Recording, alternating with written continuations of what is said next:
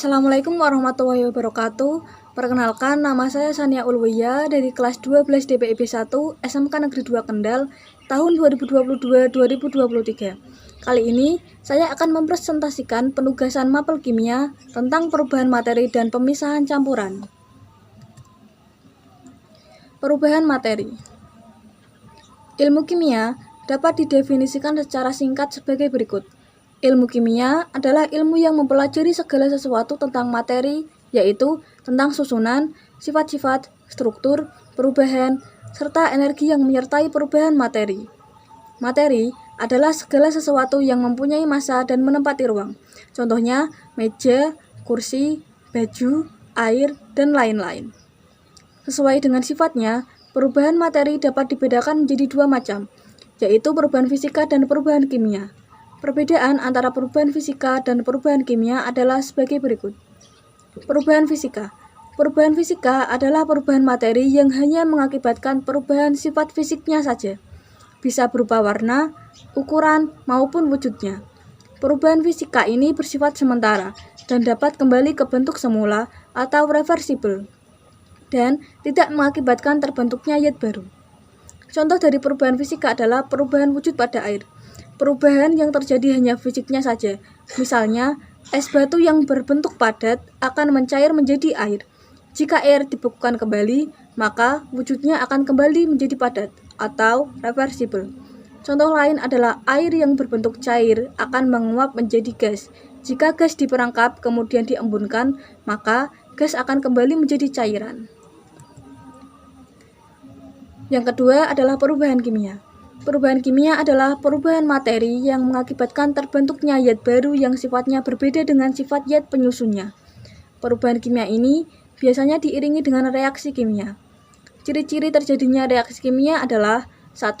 Terjadinya perubahan warna, 2. Terjadinya perubahan suhu, 3. Terbentuknya gas, dan yang terakhir terbentuknya endapan. Perubahan kimia ini bersifat permanen dan tidak dapat kembali ke bentuk semula atau inversible. Contoh dari perubahan kimia adalah besi yang terkena udara dan air akan bereaksi dan membentuk zat baru yang dinamakan karat. Jika besi sudah berubah menjadi karat, maka tidak dapat kembali ke bentuk semula atau inversible. Contoh lain yaitu kayu yang dibakar menjadi arang dan tidak akan kembali menjadi kayu seperti semula. Materi selanjutnya adalah pemisahan campuran. Pemisahan campuran. Campuran adalah materi yang tersusun atas dua atau lebih zat dan masih mempunyai sifat zat asal penyusunnya. Materi adalah segala sesuatu di sekitar yang memiliki massa dan menempati volume. Contoh dari campuran yang ada di sekitar kita adalah udara yang selalu kita hirup terdiri dari oksigen, karbon dioksida, dan zat lainnya. Selain itu, air yang kita minum setiap hari terdiri dari macam-macam mineral. Zat-zat penyusun suatu campuran tentunya ada yang menguntungkan dan ada yang merugikan. Untuk memisahkan zat yang merugikan, dapat dilakukan beberapa metode pemisahan campuran. Berikut adalah macam-macam metode pemisahan campuran. Yang pertama adalah filtrasi. Filtrasi berasal dari kata filter yang berarti penyaringan. Pemisahan ini dilakukan untuk memisahkan padatan dari suatu cairan. Metode ini dilakukan jika ukuran padatan yang tercampur cukup kecil sehingga tersebar merata di cairan. Contohnya seperti gambar di bawah ini. Ketika air tercampur dengan pasir, maka akan sulit untuk dipisahkan. Pemisahan dapat dilakukan dengan metode filtrasi. Alat yang diperlukan adalah gelas beker, corong, dan kertas saring. Ketika campuran dialirkan melalui kertas saring, pasir akan tertinggal di permukaan kertas saring sehingga air dapat dipisahkan dari pasir. Padatan yang tertinggal di kertas saring disebut residu, dan zat cair yang dapat melewati kertas saring disebut filtrat. Yang kedua, dekantasi. Dekantasi merupakan prosedur pemisahan cairan dari padatan. Hampir sama dengan filtrasi, yang membedakan adalah ukuran padatannya. Pada dekantasi, ukuran padatan yang tercampur cukup besar, sehingga mengendap di bagian bawah cairan. Contohnya seperti gambar di bawah ini.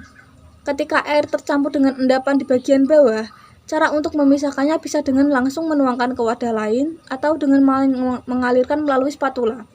Ketika campuran dialirkan melewati spatula, endapan akan terperangkap dahulu di permukaan spatula, sehingga endapan tidak akan ikut turun ke gelas yang lain.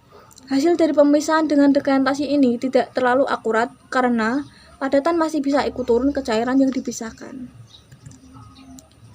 Yang ketiga ada pengayakan. Pengayakan adalah metode untuk memisahkan padatan dengan padatan yang ukurannya berbeda. Metode pemisahan ini adalah metode yang paling banyak digunakan dalam kehidupan sekitar kita. Contohnya gambar di bawah ini. Seperti 3 orang pekerja yang sedang memisahkan pasir dengan kerikil. Yang keempat, ada destilasi. Destilasi adalah pemisahan zat cair berdasarkan perbedaan titik tindihnya. Pemisahan dengan destilasi ini menggunakan peralatan seperti gambar di bawah ini. Pada labu destilasi dipanaskan, kemudian uap air dialirkan melalui kondensor dan ditampung oleh labu Erlenmeyer. Prosedur destilasi ini juga digunakan untuk memisahkan minyak bumi menjadi LPG, bensin, aspal, dan bahan bakar lainnya. Destilasi yang digunakan adalah destilasi bertingkat. Yang kelima, ada kromatografi. Kromatografi adalah pemisahan campuran berdasarkan perbedaan daya migrasi atau perpindahan suatu komponen dalam 2 fasa, yaitu fasa gerak dan fasa diam. Kromatografi dapat dibedakan menjadi beberapa jenis, yaitu kromatografi kertas, kromatografi kolom, kromatografi lapisan tipis atau TLC, dan kromatografi gas. Secara umum, kromatografi digunakan untuk analisis zat warna pada makanan, tinta, dan obat-obatan. 6. Ekstrasi. Ekstrasi adalah pemisahan campuran berdasarkan kelarutan zat dalam 2 macam pelarut yang tidak tercampur. Dapat dilihat seperti gambar di samping. Pada zat organik yang berada di bawah, jika terkena ekstrasi, zat organik akan berpindah ke pelarut atas. Hal ini karena pelarut atas lebih melarutkan zat organik yang diekstrasi. Yang ketujuh, rekristalisasi. Rekristalisasi berasal dari proses kristalisasi atau pengkristalan. Kristalisasi adalah metode pemisahan campuran dengan cara menguapkan pelarutnya, sehingga terbentuk kristal atau padatan. Sedangkan rekristalisasi digunakan untuk memisahkan campuran yang wujudnya padat. Kemudian, hasil pemisahan dijadikan padatan kembali. Rekristalisasi yang paling sering dilakukan adalah untuk pemurnian garam yang masih kotor. Caranya, dengan melarutkan garam terlebih dahulu. Kemudian, campuran garam disaring sehingga kotoran tertinggal dan didapatkan larutan garam bersih. Larutan garam bersih dipanaskan kembali sehingga pelarutnya menguap dan terbentuk padatan garam bersih. Yang ketujuh, sublimasi. Sublimasi adalah pemisahan campuran berdasarkan kemampuan zat menyublim. Contoh penggunaan sublimasi dapat dilakukan untuk memisahkan kapur barus yang tercampur dengan zat pasir. Jika digambarkan, proses sublimasi terjadi sebagai berikut. Cara pemisahan adalah dengan memanaskan campuran dengan susunan alat seperti gambar tersebut. Ketika dipanaskan, kapur barus akan menguap meninggalkan pasir. Agar didapatkan padatan kapur barus lagi, wadah ditutup dan di bagian atas diletakkan es batu, sehingga uap kapur barus akan mengkristal di bawah permukaan tutup. Yang kedelapan, sentrifugasi. Sentrifugasi adalah pemisahan campuran berdasarkan adanya gaya sentrifugal atau memutar yang diberikan sehingga partikel-partikel yang dipisahkan akan bergerak ke dasar wadah dan mengendap. Pemisahan ini dibantu dengan alat sentrifugal. Metode pemisahan ini bisa dilakukan untuk memisahkan sel darah merah dan sel darah putih dari plasma darah. Cara yang dilakukan yaitu dengan memasukkan sampel darah ke dalam tabung. Kemudian, tabung dimasukkan ke alat sentrifugasi.